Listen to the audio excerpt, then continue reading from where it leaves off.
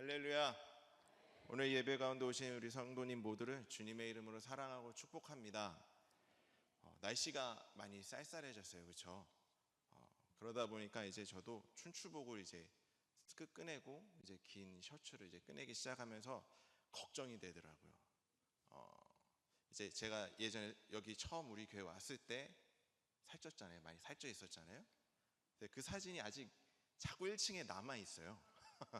그 화장실 가는 길에 자꾸 남아 있어가지고 이 사진을 어떻게 이제 목사님께 좀 건의해서 여기 사진을 좀 바꿀까 이 생각이 많이 드는데, 그런 생각이 들면서 작년에 이제 좀 너무 힘들어서 안 되겠어 좀 살을 빼면서 옷을 좀 바꿨습니다. 그러면서 이제 이 옷을 올 가을엔 잘 입어야 될 텐데 혹시 살은 찌지 않았을까 걱정을 하면서 오늘 옷을 꺼내 입어봤는데 잘 맞아가지고 다행이다, 아직 유지는 하고 있네, 이 마음이 들면서 기쁜 마음으로 오늘 또 이 자리에 나오게 되었습니다. 네. 그러면서 또 한 주간 지난주에 재밌는 일을 또 겪게 되었는데요. 저희가 이제 사역자들이 정장을 많이 입고 다니잖아요. 어딜 가도 이제 정장을 많이 입고 다니다 보니까 이것을 이제 저희 유니폼이 된 거예요. 이제 셔츠랑 타이, 이 정장들이 유니폼이 되니까 이 옷을 벗고 어딘가를 가면은 못 알아보시더라고요. 심지어 지난주에 이제 친구 목사님 부부가 이제 이쪽에 놀러 왔다가 같이 이제 저녁 식사를 하게 돼가지고 제가 우리 성도님 가게 맛있으니까 가보자 갔는데, 제가 가서 들어가면서 반갑게 안녕하세요 목사님 하고 인사를 했더니 처음에 네 안녕하세요 하는데 나중에 오셔서 혹시 제가 잘 기억이 안 나서 네 누구시죠? 물어보셔가지고 선생님 저예요. 저 이강성 목사입니다 했더니 너무 놀라시더라고요. 제가 그때 그냥 편하게 이제 스포티하게 좀 입고 나갔었거든요. 그랬더니 못 알아보셔가지고 정장을 입고 다녀야 되나 아니면 아직 제가 벌써 이제 21년대에 왔으니까 4년째 이제 들어가고 있는데 더 열심히 해야겠구나, 아직 성도님들이 제 얼굴을 못 알아보시니까 다시 살을 찌워야 되나 아니면 더 열심히 해야 되나 많은 고민을 했던 한 주간이었습니다. 사랑하는 성도님들, 더 열심히 하겠습니다. 계속해서 저희 사역자들을 위해서 기도해 주시고 저희들 얼굴 잊지 말아 주시기를 간절히 바랍니다.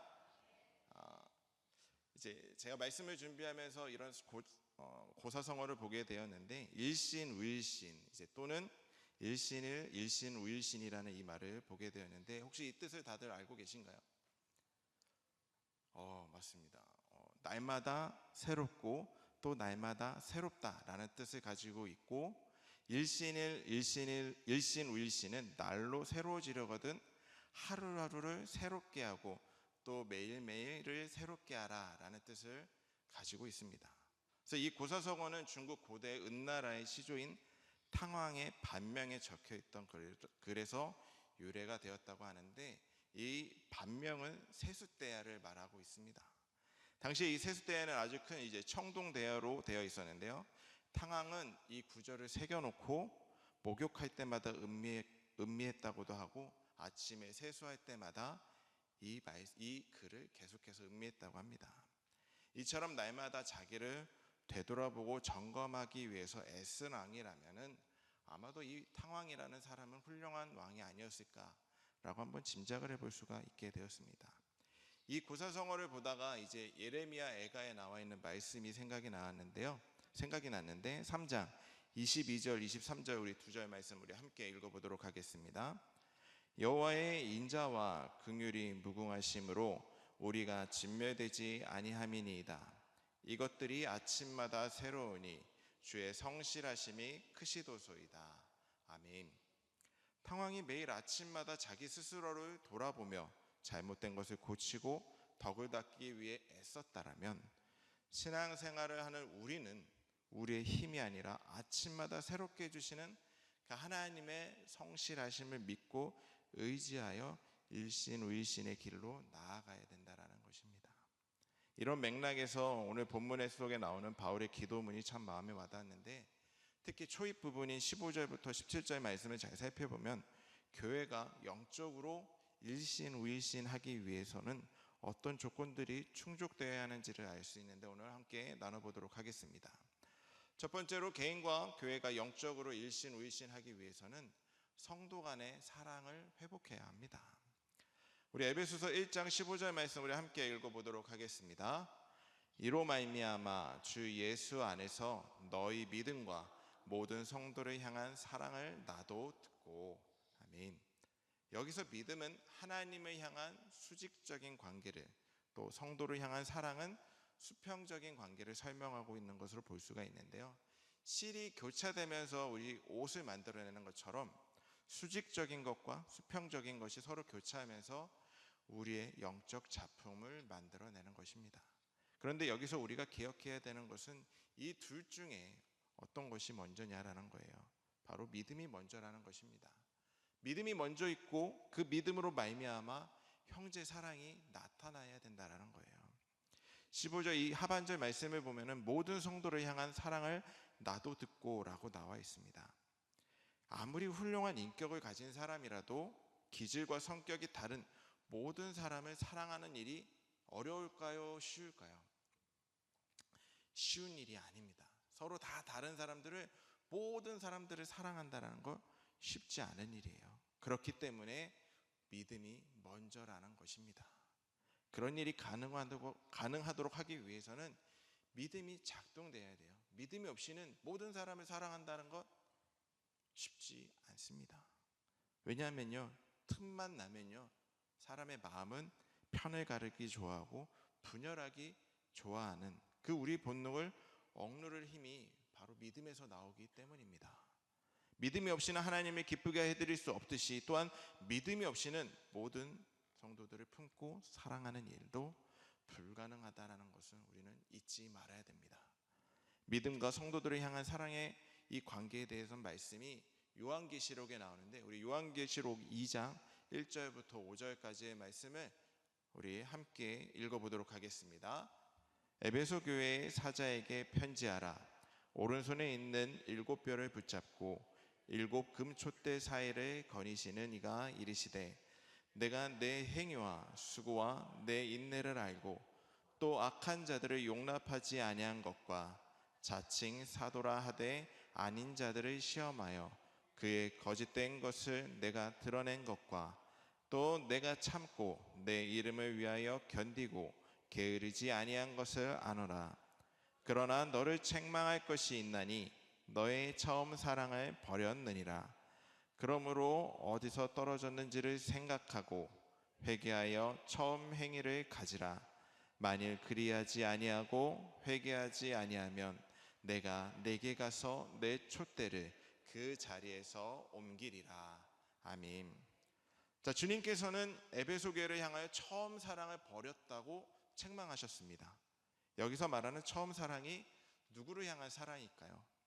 보편적으로는 이것을 하나님을 향한 사랑이라고 해석을 하는데, 다른 한편으로는 형제 간의 사랑을 말한다고 해석을 하고 있습니다.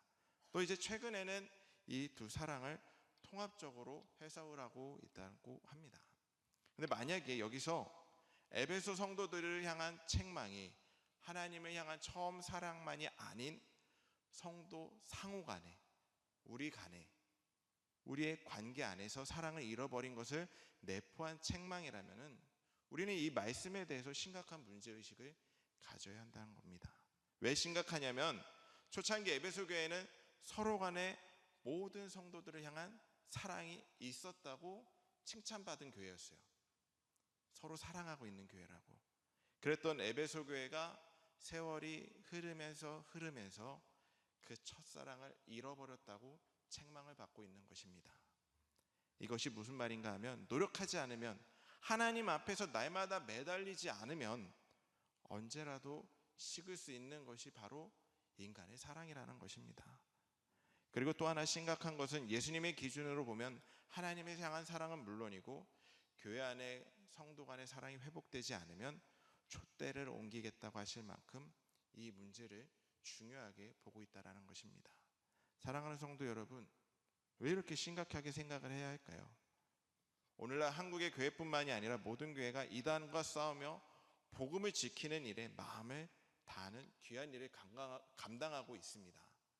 그들이 언제 우리에게 올지 모르기에 우리는 언제나 단단하게 복음으로 무장하고 있어요. 그런데 그 과정에서 사랑을 잃어버리고 누군가 새로 오면 경계를 하게 되고 우리의 모습이 너무나도 경직되어서 조금만 견해가 달라도 마음을 닫아버리고 정죄하고 비난하고 있는 에베소 교회 에베소와 같이 그와 같은 길을 걷고 가고 있는 것은 아닌가 두렵기 때문입니다. 그래서 우리는 이것을 심각하게 늘 점검할 수 있어야 됩니다. 이런 점에서 성도를 향한 사랑과 관련하여 두 가지 행동 지침을 나눠보고자 합니다. 그 첫 번째가 포용력을 회복해야 된다는 거예요. 대인관계에서 포용력은 우리의 죄성 때문에 너무나도 어려운 문제입니다. 속담도 있죠. 사돈이 땅을 사면 어디가 아프죠? 배가 아프죠. 이런 말도 있어요. 자, 낚시꾼. 전 낚시를 안 해봐서 잘 모르는데 혹시 낚시꾼들이 언제 가장 큰 희열을 느끼는지 아십니까? 언제 가장 기쁠까요? 낚시꾼들이 물고기 큰 거 잡았을 때 라고 생각을 할 수 있어요. 저도 그렇게 생각을 했거든요. 월척을 낚았을 때 이만한 물고기 잡았을 때 제일 행복했을 거라 저는 생각을 했는데 책을 좀 이렇게 읽다 보니까 더 기쁜 순간이 있대요. 언제냐면 옆 사람이 월척을 낚다가 놓쳤을 때. 황당하죠? 왜냐면 그것도 자기가 잡을 수 있으니까. 이 사람이 놓치면 내가 잡을 수 있으니까. 옆 사람이 놓쳤을 때 가장 기쁘다고 합니다. 우리가 다 같이 웃고 있는 재밌는 얘기인데 근데 이게 우리의 본성이라는 거예요. 사람의 본성이라는 거예요.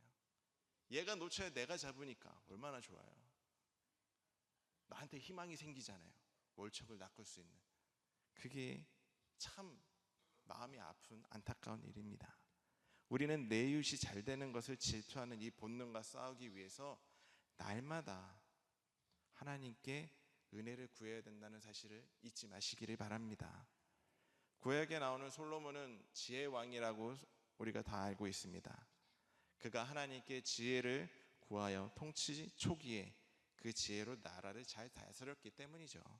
그런데 여기서 한 가지 알아야 될 것이 있는데 그 솔로몬이 가졌던 놀라운 지혜가 제대로 작동될 수 있었던 이유는 넓은 마음과 아량이 있어서 가능했다라는 것입니다. 우리 열왕기상 4장 29절 30절 말씀 우리 함께 읽어보도록 하겠습니다. 하나님이 솔로몬에게 지혜와 총명을 심히 많이 주시고 또 넓은 마음을 주시되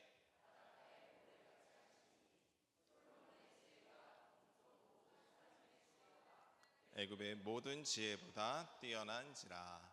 아멘. 솔로몬이 동쪽 모든 사람과 애굽의 모든 지혜보다 뛰어날 수 있었던 것은 그가 하나님께 지혜를 선물 받은 것도 있지만 그 지혜가 지혜로워질 수 있도록 또 하나님께서 넓은 마음을 주셨기 때문이었습니다. 우리 솔로몬처럼 지혜로운 사람이 되길 원하십니까? 그러면 상대방을 향한 아량과 포용력을 가지시기를 바랍니다. 내가 먼저 월척을 낚기 전에 저 사람이 먼저 낚으면 어떡하지? 이런 좁은 마음이 가지고 있기 때문에 우리의 믿음이 경직된다는 거예요. 여유가 없는 경직된 마음으로는 내 안에 있는 지혜가 작동될 수가 없습니다. 사랑하는 성도 여러분, 우리 모두가 하나님께서 주시는 선물인 그 지혜를 갖기를 바랍니다. 그리고 동시에 그 주신 지혜를 마음껏 활용할 수 있는 넓은 마음이 회복될 수 있기를 소망합니다. 그래서 하나님께서 주신 지혜를 올바르게 사용할 수 있는 저와 여러분들이 되기를 간절히 소망합니다. 두 번째로는 격려를 회복해야 합니다. 자, 사랑의 회복을 위한 내적인 실천이 포용력이라면 그 포용력을 외적으로 표현하는 것이 바로 격려입니다. 격려가 얼마나 중요한지 우리 바울을 통해 한번 볼 텐데요. 에베소서 1장 14절에서는 그는 에베소 교회 성도들이 서로를 향한 사랑을 가지고 잘하고 있다는 것을 격려하고 있습니다. 근데 이것이 옥중서신 모두에서 나타나는 공통점이라는 거예요. 빌립보서 1장 3절부터 5절, 그리고 빌레몬서 1장 4절부터 5절, 우리 골로새서 1장 3절부터 4절 우리 한번 함께 읽어보도록 하겠습니다. 내가 너희를 생각할 때마다 나의 하나님께 감사하며 간구할 때마다 너희 무리를 위하여 기쁨으로 항상 간구함은 너희가 첫날부터 이제까지 복음을 위한 일에 참여하고 있기 때문이라. 내가 항상 내 하나님께 감사하고 기도할 때 너를 말함은 주 예수와 및 모든 성도에 대한 내 사랑과 믿음이 있음을 들음이니, 우리가 너희를 위하여 기도할 때마다 하나님 곧 우리 주 예수 그리스도의 아버지께 감사하노라. 이는 그리스도 예수 안에서 너희 믿음과 모든 성도에 대한 사랑을 들었음이요. 아멘. 자, 이 말씀이 지금 좀 빠르게 지나갔는데, 이 말씀을 읽을 때 우리가 어떤 것을 느껴야 되냐면, 바울은 성도들이 잘못할 때면 준엄하게 책망하고 비판도 하지만 다른 한편으로는 격려와 칭찬을 아끼지 않았다라는 거예요. 이것이 중요한 것입니다. 당근과 채찍이 꼭 있었던 거예요. 자, 현대 선교의 아버지라고 불리는 허드슨 테일러도 항상 선교 그 사역에 성공만이 있었던 것은 아니었습니다. 이제 그가 중국으로 파송되어 사역하고 있을 때 그를 파송한 선교단체와 허드슨 테일러가 좀 갈등이 있었어요. 허드슨 테일러가 너무 의욕을 가지고 저돌적으로 밀고 나가는 그 모습이 본부에서 보기에는 너무나도 위태로웠던 것이었습니다. 그래서 결국 그에게 최후 통첩을 보냈대요. 지금 하고 있는 프로젝트를 그만두든지 아니면 선교 본부에서 탈퇴하든지 선택을 하라는 것입니다. 자, 파송받은 우리 선교사 입장에서 보면은 이보다 더 가슴 아픈 편지가 어디 있을까요? 이걸 그만두든지 선교 본부를 탈퇴하든지 결정을 해라. 마음 아픈 일이었습니다. 그런데 여기에 엎친 데 덮친 격 하나의 편지가 더 왔어요. 어떤 편지였냐면 영국에 있던 연인에게서 결별을 선언하는 편지가 오게 된 것입니다. 너는 너무 모험적인 라이프 스타일을 가지고 있어서 당신과 일생을 함께하기에는 너무나도 불안해서 안 되겠다라는 것을 편지로 딱 보내고 헤어졌습니다. 이 두 통의 편지를 받은 허드슨 테일러는 어땠을까요? 정말 깊은 낙심에 빠지게 되고 절망 가운데 있었다고 합니다. 그래서 그 당시를 돌아보면요, 선교를 포기하는 것은 물론이고 그 인생 자체를 포기하고 싶은 유혹을 받을 정도로 충격을 받았다고 합니다. 그냥 두 방을 빵빵 맞은 거잖아요. 선교 본부에서 나가라는 것처럼 이야기를 하고, 연인은 너랑 못 살겠, 너랑 이제 헤어지겠다고. 얼마나 가슴 아픈 일입니까? 군대 가 있을 때 헤어지겠다고 편지 온 거랑 거의 맞먹는 수준이더라고요. 이런 충격을 받은 가운데 그를 구해준 사람이 있었어요. 스코틀랜드 출신의 선교사였던 윌리엄 번스라는 사람이었습니다.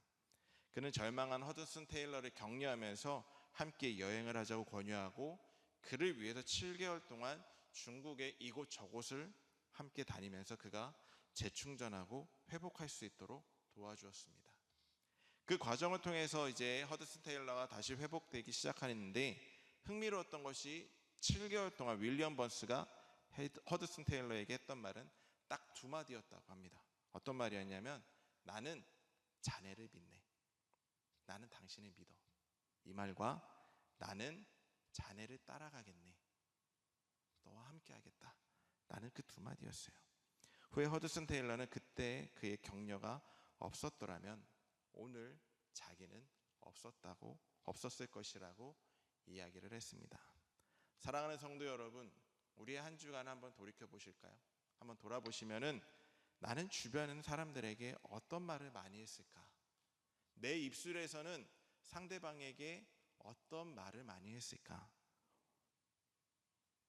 비난을 많이 했을까? 아니면 격려를 많이 했을까?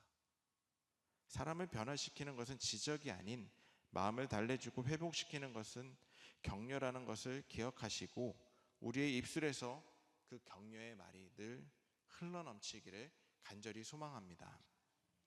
우리 두 번째로 일신하기 위해서는 기도 생활을 우리는 회복해야 됩니다. 우리 에베소서 1장 16절 말씀 우리 함께 읽어보도록 하겠습니다. 내가 기도할 때 기억하며 너희로 말미암아 감사하기를 그치지 아니하고. 아멘. 자, 바울은 모든 것을 기도로 풀어갔던 사람이었습니다. 기도의 달인이었어요. 우리가 TV 프로그램 중에 생활의 달인이라는 프로그램이 있죠. 그것을 볼 때마다 느끼는 거지만 정말 엄청난 분들입니다. 그 중에 한 분 딱 기억이 나는 분이 이제 옥상에서 타이어를 굴리면은 타이어가 계단을 타고 이리저리 타고 올라가다가 원하는 지하실에 원하는 자리에 딱 도착한다라는 거예요. 각도를 어떻게 맞춰서 굴리게 그 계단을 정확하게 타고 갔는지 정말 신기했습니다. 근데 여기 나오는 달인들의 공통점이 있었는데요. 그것은 그 달인이 되기까지 다들 삶의 현장에서 수없이 반복하면서 그것을 내 몸에 체득했기 때문에 달인이 되었던 거예요. TV에 나오기 위해서, 생활의 달인이라는 그 프로그램에 나오기 위해서가 아니라 생계를 위해서, 먹고 살기 위해 오늘도 내일도 연습을 했는데 그것이 1년이 되고 2년이 되고 10년이 되고 더 길어지게 되니까 너무나도 그 모든 것들을 자유롭게 다룰 수 있게 된 것입니다. 그럼 바울은 어떻게 기도의 달인이 되었을까요? 간단해요. 똑같습니다. 달인이 될 정도로 기도했기 때문이었습니다. 바울이 날 때부터 우리와 다른 기도의 유전자가 있었던 것이 아니라 기도의 달인이 될 때까지 기도했었어요. 왜 그래야만 했을까? 복음을 전하는 그 긴박한 현장에 살았기에 기도하지 않으면 안 되었기 때문이었습니다. 적들이 호시탐탐 노리며 공격하는 그 상황에서 기도는 생존을 위해서 반드시 해야 되는 것이었어요. 우리가 회복해야 될 핵심 포인트가 바로 이것입니다. 기도를 회복하기 위해서는 먼저 기도하지 않아도 아무런 불편을 느끼지 못할 만큼 무뎌져 있던 우리의 심령이 회복되어야 된다는 것입니다. 기도하지 않으면 영이 죽을 것 같아 견디지 못할 것 같은 두려움을 느끼는 것이 불편하기는 해도 그것이 우리는 축복이라는 것을 기억해야 됩니다. 이 기도에 대해서 또 책을 보게 되었다가 이 책이 있었습니다. 제목은 전도에 대한 거예요. 목사님, 전도가 너무 쉬워요 라는 책인데, 이 책의 저자는 20-30명 이제 남짓 때는 어촌 마을에 부임하면서 오직 불신자 전도를 전념하며 큰 부흥을 일으킨 목사님의 책입니다. 그 책의 재미있는 에피소드가 바로 기도에 대한 이야기라서 제가 말씀드리려고 합니다. 자, 저자는 이제 기도를 매우 강조하시는 분이셨어요. 그래서 어느 권사님에게 새벽 기도 나올 것을 권면하는데 이제 말로는 나온다고 하시고 막상 새벽 예배에 오면 안 계셨던 거예요. 근데 그 이유를 알고 보니까 그 권사님께서 이제 고추 농사를 지으시는데 새벽마다 그 고추밭에 가서 벌레도 잡아주고 또 잘 자랄 수 있게 약도 치고 또 물도 주면서 지극정성으로 그 고추밭을 관리하느라 새벽 예배에 나올 수 없었던 것입니다. 그 소식을 들은 목사님은 기도하다가 이제 어느 날 결심을 했대요. 그리고 여름이었는데 그 권사님의 고추밭으로 가서 어떻게 했을까요? 고추를 다 뽑아버렸답니다. 그냥 한두 개 이제 뽑은 게 아니라 이 온 손에 물집이 잡히도록 몇 시간 동안 그 고추를 다 뽑아버렸대요. 누가 생각해도 황당한 일을 저지른 것입니다. 그날도 그 권사님께서는 이제 고추를 관리하러 밭에 갔는데 고추밭이 쑥대밭이 되어 있는 거예요. 그 모습을 본 권사님은 충격을 받아서 다리가 후들거리고 결국에는 들어 누우셨다고 합니다. 그 소식을 들은 목사님은 당연히 신방을 가셨죠. 그리고 그 권사님은 부들부들 떨리는 목소리로, 목사님, 제가 평생에 원수 맺은 일이 없는데 어떤 죽일 놈이 우리 고추밭을 이 지경으로 만들어 놓았습니다 라고 이렇게 이야기하자 앞에 계셨던 그 목사님은 용기를 내서, 권사님, 그거 제가 그랬어요. 그렇게 이야기하니까 권사님이 믿었을까요? 안 믿었을까요? 안 믿었죠. 목사님이 왜 그러셨어요? 권사님이 이렇게 믿지 않으시니까 목사님이 이렇게 손가락을 딱 보여주시면서, 권사님, 고추 뽑다가 이렇게 물집이 잡힌 거예요 라고 말씀하셨다고 합니다. 그러니까 이제 권사님이 도대체 왜 그랬냐고 하면서 이제 충격을 또 거기서 받으셨죠. 이제 목사님께서는 할 말이 없어서 잠시 이제 생각을 하시다가 이렇게 이야기하셨습니다. 권사님, 생각해 보세요. 권사님께서 지금까지 수십 년 예수님을 믿고 권사님까지 되셨는데 예수님의 십자가에 감격한 적이 있으셔요? 권사님은 그 고추밭 때문에 심장이 떨치고 치가 떨려서 말을 못한다고 하셨는데 예수님 믿고 너무 좋아서 오늘처럼 심장이 떨려본 적이 있으신가요? 라고 되물었다고 합니다.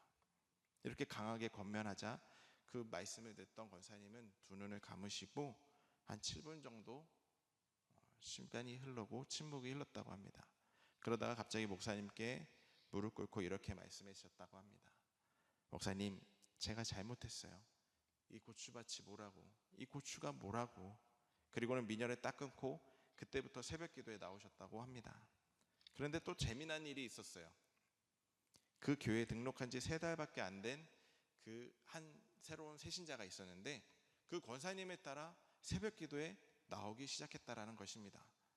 그래서 목사님께서 아니 자매님 어떻게 새벽 기도를 다 나오셨습니까? 라고 물어보자 뭐라고 대답했냐면 목사님 저도 권사님 반 옆에 고추를 심어놨어요 라고 했다고 합니다. 이 교회는 새벽 기도 안 나오면 목사님이 고추를 다 뽑아버리는 줄 알고 열심히 나왔던 것이에요. 그 권사님이 고추밭에 목을 메고 거기에 몰두할 땐 아무 일도 일어나지 않았는데 그 고추밭에 미련을 딱 버리고 새벽에 기도하기 시작하면서 그 해에만 11명을 전도했다고 합니다. 사랑하는 성도 여러분, 재미있는 이야기지만 우리의 기도를 방해하는 영적 고추밭은 무엇일까요? 그것들을 다 버리고 기도할 수 있어야 합니다. 기도해야 합니다. 기도와 더불어 다시 한번 부흥의 역사를 우리는 경험해야 됩니다. 우리가 일신의신할 수 있는 유일한 길은 바로 기도입니다. 우리 예레미야 33장 2절 3절 말씀 우리 함께 읽어보도록 하겠습니다. 이를 행하시는 여호와, 그것을 만들며 성취하시는 여호와, 그의 이름을 여호와라 하는 제가 잘못 본 건지 2절 3절인데 지금 3절 4절이 나와가지고 제가 읽어드리도록 하겠습니다. 이를 행하시는 여호와, 그것을 만들며 성취하시는 여호와, 그의 이름을 여호와라 하는 이가 이와 같이 이르시는도다. 너는 내게 부르짖으라. 내가 내게 응답하겠고 내가 알지 못하는 크고 은밀한 일을 내게 보이리라. 아멘. 이왕 신앙생활하고 이왕 예수님을 믿는데 일하시는 하나님의 능력을 맛보고 경험할 수 있는 그 신앙생활을 해야 되지 않습니까? 고추밭을 관리하는데 온통 신경에 팔려서 이 은밀한 하나님의 일하심을 누리지 못하고 그저 아무 일 없는 채로 살아가고 있는 우리의 영이 이제는 회복되고 살아나야 됩니다. 내가 소중히 여기는 습관, 취미, 내 영혼의 고추밭을 다 갈아엎어버리고 하나님 앞에 순종하고 부르짖으며 나아갈 때 거기서 영적인 은밀한 능력과 역사가 일어남을 기억하시는 저와 여러분들이 될 수 있기를 간절히 소망합니다. 사랑하는 성도 여러분, 이제 우리 한번 다시 꿈을 꾸었으면 좋겠습니다. 지상교회는 장차 누리게 될 하나님 나라의 모형이라고 하는데 우리 교회가 그런 교회가 될 수 있기를 바랍니다. 그리고 그 일이 가능하도록 하나님 앞에서 일신우일신을 꿈꾸며 사랑을 회복하고 넉넉하게 포용할 수 있는 넓은 마음을 구하시기를 바랍니다.